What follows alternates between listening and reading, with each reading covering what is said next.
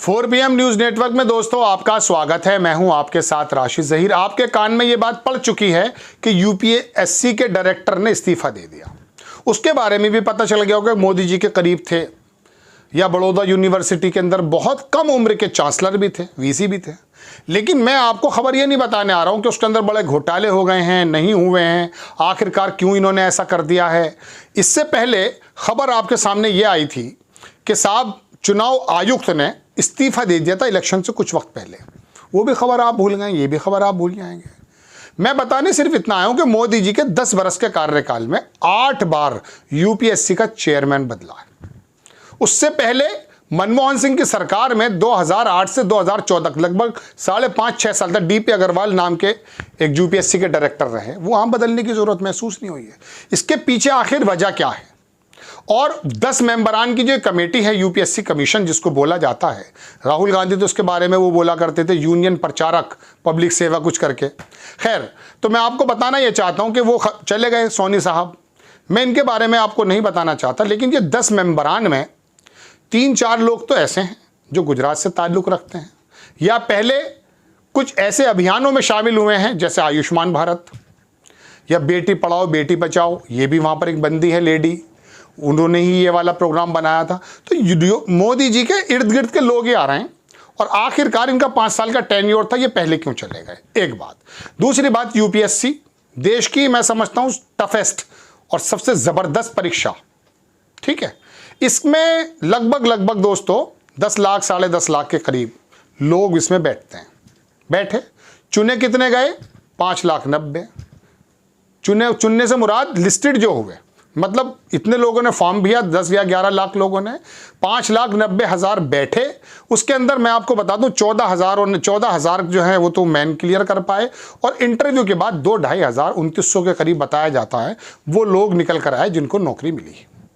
ये एक छोटी सी संख्या है। इसकी भी संख्या का इलाज 2018 में केंद्र सरकार ने किया था कि हम अपने कुछ स्पेशलिस्ट लोग भी चुन करके सेक्रेटरी पद पर लेकर आ सकते हैं। जरूरत नहीं है यूपीएससी की, वो एक अलग बात है। मैं आपको 2-3 लोगों के बारे में बताऊंगा और थोड़ा सा ये बताना चाहता हूं कि ये सारे लोग उत्तर प्रदेश की कांस्टेबल जो भर्ती का जो वो किया था एड्यू टेस्ट, वो भी बंदा भी नहीं तारी वहीं का निकला, भाग चुका है देश से। अभी तस्वीर दिखाऊंगा आपको। और चुनाव आयोग छोड़कर चले जाते हैं। ये बात मैं आपको 1-2 मिनट में बताऊंगा, लेकिन उससे पहले मैं आपको ये बताना चाहता हूं, आपको याद होगा क्रिकेट का जब बिल्कुल ज्वार हुआ करता था, हमें भी ऐसे ही हुआ करता था कि जब क्रिकेट की एक बॉल थी हम बड़े दिलचस्पी से देखते थे। इस बीच आरोप लगे कि ये तो सब कुछ सेट है, ये तो सटोरिया कराते हैं।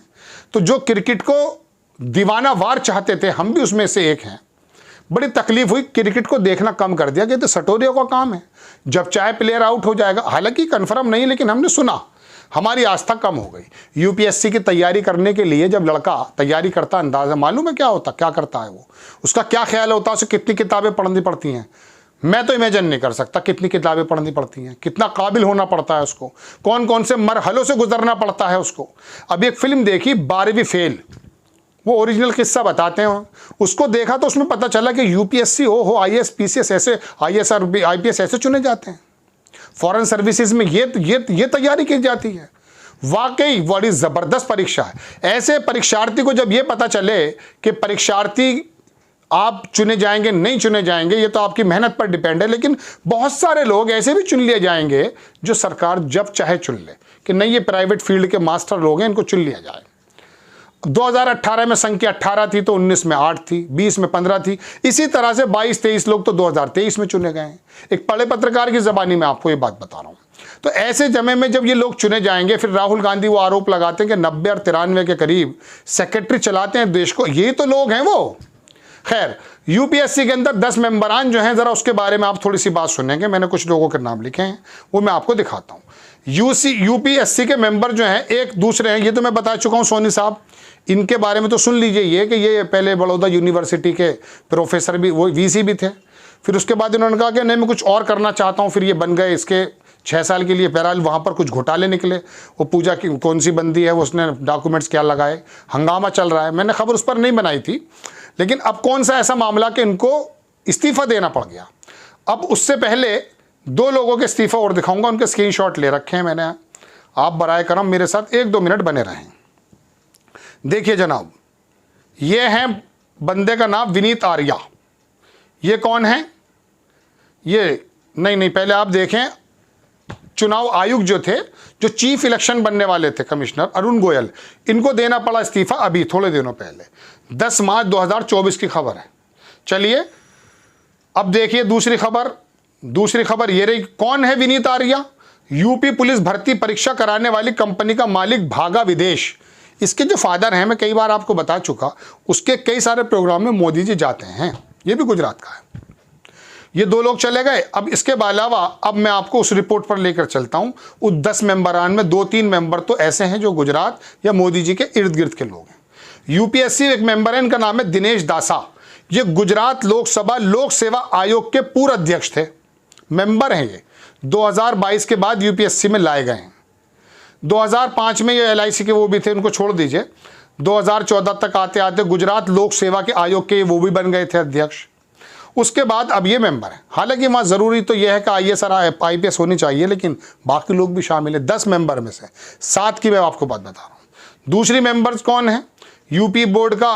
यूपीएससी बोर्ड के सदस्य हैं। सेकंड मेंबर का नाम है प्रीति सुडान। ये कौन है? भारत सरकार का जो एक बना था ना, बेटी बचाओ बेटी पढ़ाओ, इन्होंने डिज़ाइन किया था। आयुष्मान भारत जो अमिताभ बच्चन कहता था, आओ गुजरात में कुछ दिन गुजारो गुजरात में, वो भी इन्होंने किया था। तो इन्होंने तमाम चीज़ें की हैं। नहीं सॉरी, माफ़ी चाहूँगा, ये इन्होंने 2 ही किया था, आयुष्मान भारत और बेटी पढ़ाओ बेटी बचाओ। ये भी वहीं पर आ गई हैं, मेंबर हैं यूपीएससी की। तीसरे मेंबर का नाम है विद्युत बिहारी सेव। ये गुजरात से हैं, कॉमर्स मिनिस्ट्री से जुड़े हुए थे, MSME से भी जुड़े हुए थे, अब यूपीएससी के मेंबर हैं। NTA के चेयरमैन याद होगा, अभी तो याद होगा, बड़ा मामला चल रहा है नीट का, उसके चेयरमैन भी यूपीएससी में भी चेयरमैन हो गए थे। मोदी कार्यकाल में 10 बरस में 8 लोग चेयरमैन हुए। 10 बरस में मोदी के करीबी इस्तीफा दे गए।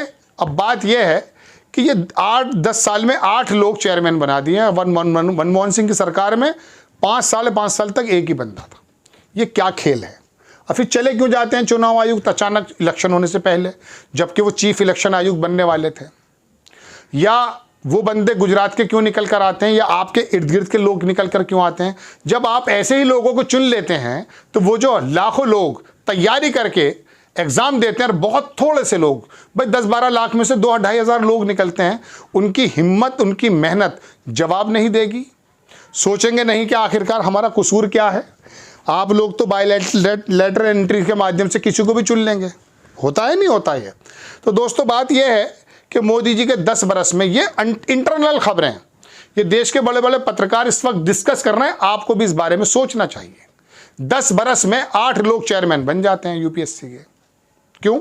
अब फिर वो चले जाते हैं, फिर उस पर बात होती है। होते जाते कब है? या तो चुनाव में कोई गड़बड़ी देखे जब चला जाता है बंदा, या NTA में कोई गड़बड़ी हो तो उसके इस्तीफे की मांग आती है, या हेड कांस्टेबल के जो भर्ती का मामला था वो लोग देश भाग जाते हैं, या फिर यहाँ पर पूजा नाम की जो बंदी वो IAS अपने कागजात जो गलत लगाया उसने, उसका मामला आया तो ये भी निकल कर चल दिए। ऐसे कौन कौन से घोटाले छुपे में जिसकी वजह से अक्सर डायरेक्टर लोग चले जाते हैं और आप किसी को भी चुन लेते हैं।